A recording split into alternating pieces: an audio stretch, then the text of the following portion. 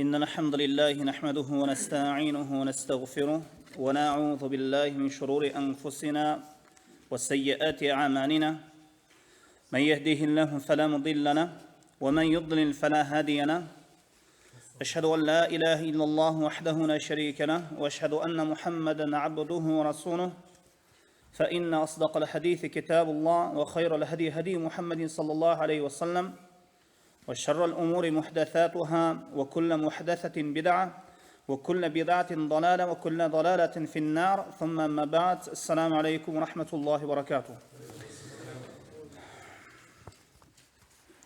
Урматтуу жамаат, урматтуу момун мусулман бир туугандар, Аллах Таала шарият илимине болгон илимибизди көбөйтүрсүн, жана мына ушул илимди пайдалуу кылсын, жана илимине амал кылган пенделердин катарына кошкон болсун. Ким Курандын маанилүүлүгүн жана анын баасын, баалуулугун, фазилетин билсе, Куранды эч качан таштабайт, аны эч качан хажыр кылбайт.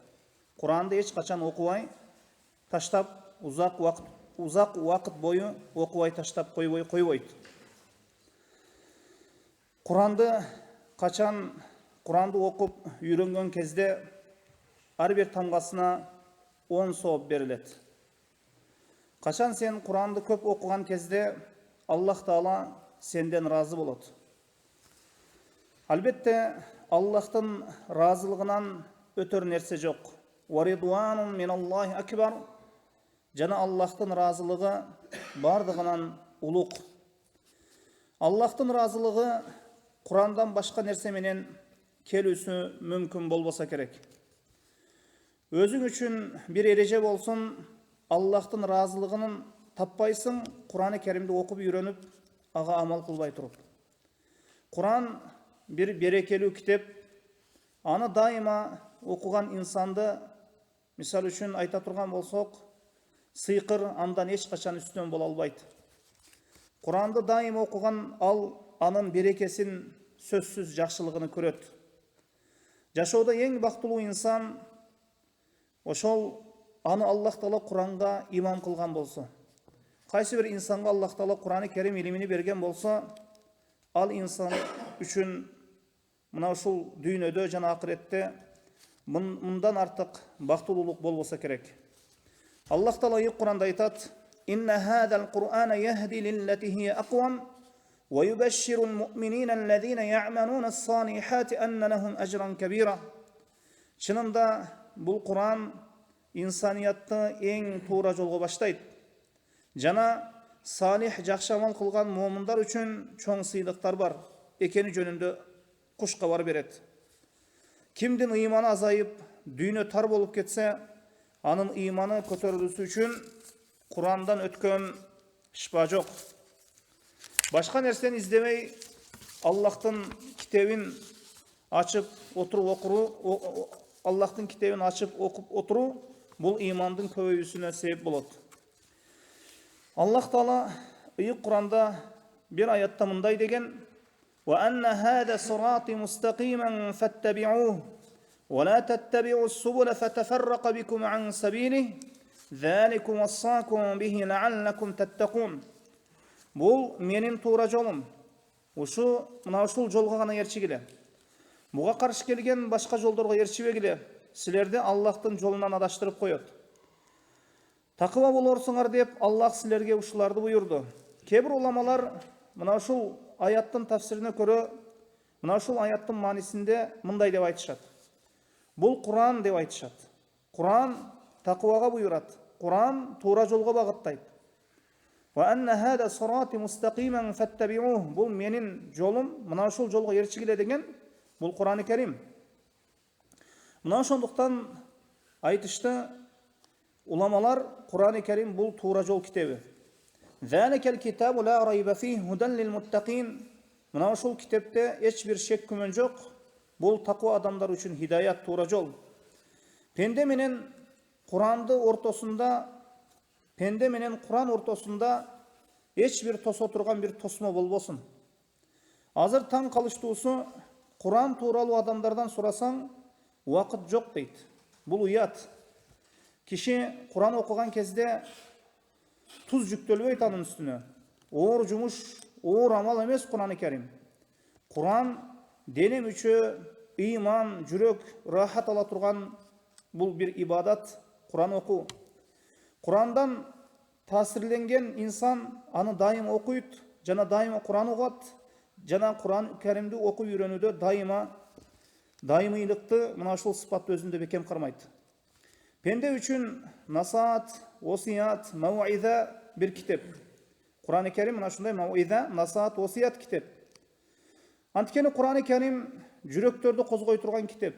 Жүрөктү аракетке келтирет. Ар бирибиз Куран менен болгон мамилебизге бир карайлычы. Кандай мамиледебиз? Аллах Таала Куранда айтат: "Китабун анзалнаху илейке мубаракун лияддаббару аятихи ва лиятазаккара улул албаб." Биз сага берекеттүү Куран китепти, анын аяттарын акылдуу адамдар түшүнүп окушу жана андан акыл насаат алуулар үчүн түшүрдүк. Аллах Таала "Китабун анзалнаху илейке мубарак." Биз сага берекеттүү Куран китепти түшүрдүк дейт. Куран-ы Карим бул береке бир китеп. Куран биздин жүрөгүбүздүн бир бөлүгү болуп калсын. Көкүрөгүбүз үчүн бир нур болсун. Куран ар бир жакшылык ишти аракетке келтирет, жакшылыкка багыттайт. Бир нерсени айтайын туугандар, азыр сен кабырдасың. Эмнени каалайсың? Амалдарың менен кабырдасың. Сен парз ибадаттардан алаксыткан дүйнөнү каалайсыңбы? Дайыма өлүмдү эстейли. Ошол кабырга киргенге чейин мына ушул китепти окуп, дайыма ушул китепке бекем болуп кабырга кире турган болсок, Куран албетте ошол кабыр азарынан сактоосу тууралуу хадистер келген. Эми инсан дайыма өлүмдү эстеп туруу керек. Куранга кайдыгер боло баштаганда өлүмдү эстейли. Куранды дайыма окуу, үйрөнүп, Куранды туура тилават кылуу, тажвидин окуу үйрөнүү, бул Аллах Таала тууралуу жакшы ойдо болгон пенде болот. Аллах Таала Куранды пайгамбарыбыз саллаллаху алейхи вассаламдын үммөтүн тандап алып, аларга мына ушул китепти сунду. Биз үчүн берилген эң улуу неимат Куран неиматы, Куран жакшылыгы.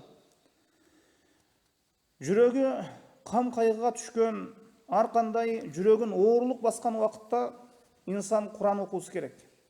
Жана ошондой эле жүрөктөгү ар кандай кайгы капаны кетире турган нерсе бул Куран-ы Карим. Анткени бардык кайгы капа, мына ушул оордук, жүрөккө кирген азгырыктын баарысы шайтандан болот.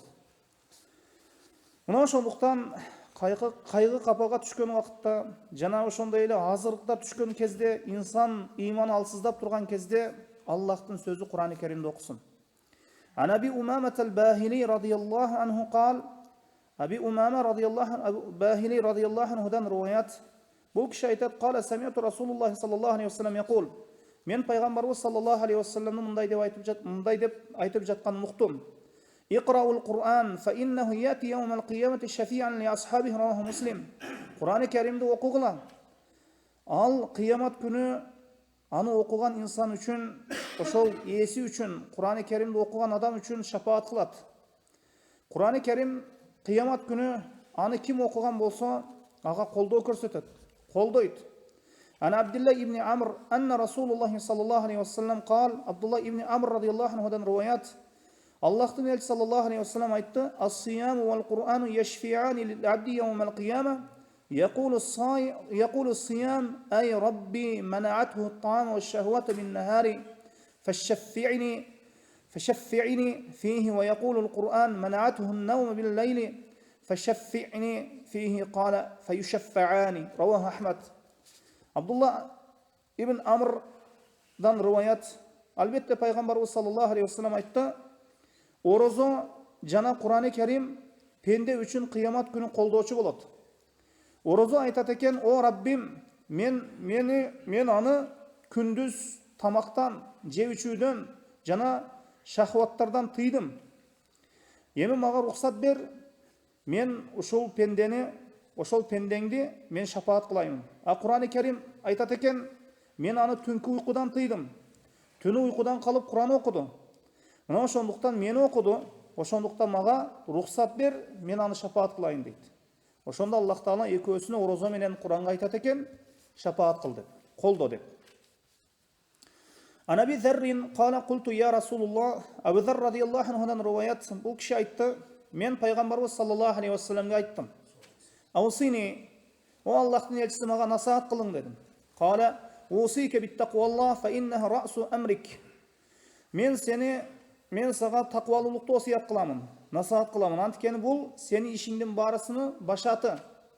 Култу я Расулуллах зидни. Мен айттым, о Аллахтын элчиси, мына ушуга кошуп коюңчу. Ушуну көбөйтүңчү насаатты дедим. Кала алейки битилавати вал Кур'ан. Алейки битилавати вал Кур'ан ва зикриллах, фа инна залика лака нурун фис самавати ва нурун фил ард. Айтты, сага Кур'ан-ы Керимди тилават кыл деди. Кур'ан-ы Керимди оку деди. Анткени бул Аллахтын зикри, Аллахты эстөө. Анткени ушул Кур'ан-ы Керим асман жана жерлер нуру дейт. Асмандар жана жерлер нуру. Асмандагы нур жана жердеги нур. Асмандар нуру жана жерлер нуру. Жердин нуру. Пайгамбарыбыз саллаллаху алейхи вассаламдан жакшылык тууралуу суралды. Жакшылык тууралуу сурады. Ошол нерсе менин дүйнөм, акыретим үчүн жакшылык болсун деди. Пайгамбарыбыз саллаллаху алейхи вассалам мына ошол сахабасыны ошол Куранга багыттады. Куран менен насаат кылды. Фанаби Малик аль-Аш'ари радияллаху анху кала Расулуллах саллаллаху алейхи вассалам Al-Qur'anu hujjatun lak aw alayka rawahu Muslim. Abi Malik al-Ash'ari radiyallahu anhudan rivayet. Peygamberimiz sallallahu aleyhi ve sellem aytkan eкен, Kur'an senin paydana je senin ziyanına dalil. Mına ошондуктан Kur'an-ı Kerim biz üçün dalil. Kur'an-ı Kerim'den ötkön bizge başka bir dalil yok. Kim kaysi bir ayattın manisini düşündü, jattadı, al insan üçün dalil turguzuldu. Bir okuyanı keltireyin. Sahabalardan jaşosundan Sa'd ibn Waqqas radıyallahu anhu peristler menen jolukkan vaqtda ortada bir darya tosуп турган. Bir darya tosma bolup turgan. Oşol daryadan ötүүгө tuura kelgen. Oşol peristler tarapka. Sa'd ibn Waqqas Muhammed ibn Maslamaga aytты. O Muhammed, karaçı, adamlar tünü menen emne menen alek dedi. Oşol Sa'd ibn Waqqas ошол сахабаларга жана ошондой эле ошол мусулман аскерлерине башчы болуп барган сахаба. Ошондо ошол Мухаммад ибн Масламага айтты: "О Мухаммад, карачы адамдар түнү менен эмне менен алек" деди. Саад ибн Ваккас каалады, бул жерде эмне иш жасап жатышат адамдар. Анан алар Куран менен алекпи же алек эмеспи? Курандан алыспы же жакынбы? Түн киргенде караса адамдар бири Куран окуп жаткан, бири рүкүдө турган, бири саждада турганда мына ушундай абалды көрдү Мухаммад ибн Маслама.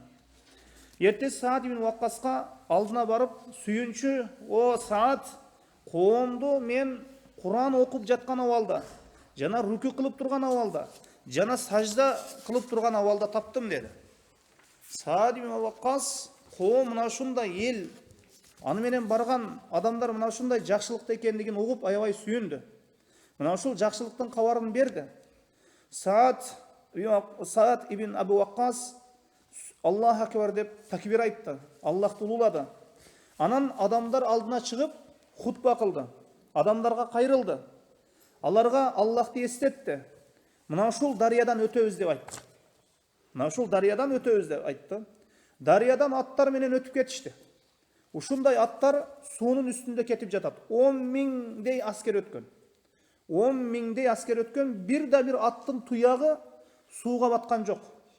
Саад ибн Ваккас айтты: "Аллах акбар, Аллах бизге Аллах дарыяны баш ийдирип койду. Жүрөктөр мына Аллахка баш ийген, жүрөктөр Куран нуруна толгон, көкүрөктөр Куран нуруна толгон. Мына ушунун себебинен ошол жерде бир керемет ишке ашып, 10 миң адам дарыядан аттарынын буту сууга тийбей, батып кетпей өтүп кеткен." Мына ошондуктан Куран-ы Керим ыйманды көбөйтө турган бул бир амал жана ошондой эле бир китеп. Куран-ы Керим ыйманды көбөйтө турган бир китеп. Мына ошондуктан алар күнөөдөн таза болушкан, дайыма Куран менен болгондору себеп Аллах аларды 10 миң адамды мына ошол суудан өткөрүп койгон. Бир да бир ат ошол жерде суудан чөгүп кеткен эмес.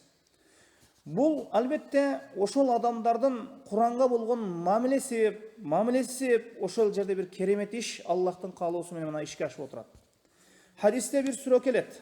Пайгамбарыбыз саллаллаху алейхи вассалам ошол сүрө тууралуу айтып мындай дейт. Куран себеп пендени Аллах кабырдан сактайт экен. Куран себеп пендени Аллах таала кабырдан сактайт. Ага мына ушул сүрө далил. رواه أبو داود والترمذي وحسنه عن أبي هريرة رضي الله عنه عن النبي صلى الله عليه وسلم قال Abu Davud'dan kelgen, jana İmam Tirmizi bu hadiste Hasan deşken, jana oşonda ile Abu Hurayra radıyallahu anhu'dan rivayet, mana Peygamberimiz sallallahu aleyhi ve sellem aytdı, "İnne suratan minel Kur'ani 30 ayeten şefaat li raculin hatta gufira lehu ve hiye suratu tebarakellezi biyedihil mulk ve hassanehu Albani fi sahih Tirmizi." Peygamberimiz sallallahu aleyhi ve sellem aytdı, Kur'an-ı Kerim'de 30 ayattan turgan bir süre var. Oşol süre, oşol kişi üçün şafaat kılat, al keçirilgenge çeyin. Başka bir rivayatta kabir azabından kutulganга çeyin. Başka bir rivayatta. Al süre deyit. Vahiye suratun tebarakellezi. Mülk süresi. Antikeni mülk süresi tebarakellezi biyedihil mulku ve huve ala kulli şeyin kadir de baştalar. Mına şul süre dedi. Mına şul süreni kim daim okup жүрген bolsa kabir azabından saktayt eken. Ve hassanehu Albani fi sahih Tirmizi. İmam Tirmizi'nin sahihinde Şeyh Albani rahimahullah bu hadisi Hasan hadislerden, sahih hadislerden katarında eseptegen eken. Mına oşonduktan mına şol Tabarak süresinde dağı daim okup жүрүүбүz керек eken. Allah Taala Kur'an'da aytat: "Ve nunazzilu minel Kur'ani ma huve şifaa'un ve rahmetun lil mu'minina ve la yezidiz zalimina illa khasara."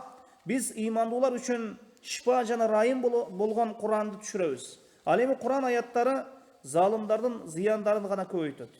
Kur'an okugandan keyin pendenin imanı көбөйүп турат же ошол majlisten же ошол Kur'an okup turgandan keyin же imanı көбөйүп турат же imanı azayıp турат. Kaçan insan Allah'tın kitabını açıp közü menen aga karap oy жүгүртүп okuy başlaganda imanı көбөйөt. Эми dünya işleri bul бүтпөй turgan nerse. Barыбызды ошол үйлөрдөн ошол alıp çıkıp bir үйгө, özünün bir üylörүнөн bir үйгө ушул Kur'an kitabını окуу үчүн чогулуп отурабыз. Ар ким эле бул мечит босогосун аттап Kur'an-ı Kerimди окуп үйрөнө бербейт. Kur'an үйрөнөт, анан Аллах парыз кылган ибадаттарды аткарат. Бул эң улуу неъмат. Аллах Таала Kur'анда айтат: "Кул би фадлиллахи ва би рахматихи, фабизалика фалияфраху хува хайрун мимма яжмаун." Айт, о Мухаммад, Аллахтын фазилети жана ырайымы менен алар сүйүнүшсүн. Анткени бул ушул Аллахтын фазилети жана ырайымы алар топтогон мал мүлк дүйнөдөн жакшы дейт. Аллахтын фазилети жана ырайымы кээ бир алымдардын тафсирине көрө бул Кур'ан-ы Керим деп айтылат.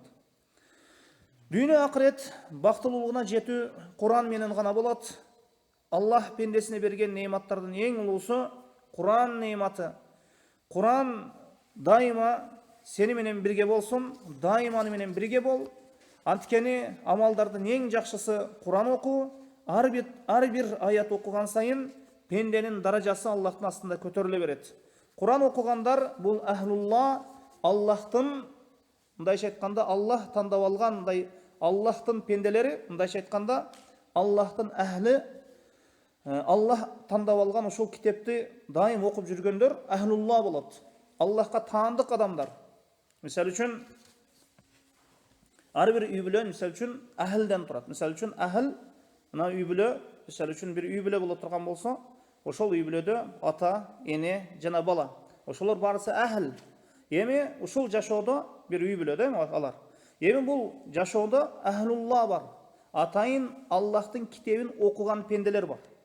Да атайын Кур'ан-ы Керимди окуп үйрөнгөн, ага амал кылган, мына ушул үчүн аракет кылган адамдар бар. Мына ушуларды ахлулла дейт. Усман радıyallahu anh айткан экен, жүрөктөгү ооруларды, мына ушундай шахват ооруларыны, жүрөктөгү ооруларды тазалай турган Кур'ан-ы Керимден башка бир шифаны билбеймин деген экен. Мына ушул Кур'ан-ы Керимдин кыскача фазилети, мына ушул айтылган нерселерге амал кылууну Аллах Таала бизди насип кылган болсун. Мына ушул иштерде, мына ушул Кур'ан-ы Керимди окууда, аны окуп үйрөнүүдө дайыма бизди бекем кылсын. Subhanakallahumma hamdik, ashhadu an la ilaha illa ant, astaghfiruka wa atubu ilayk.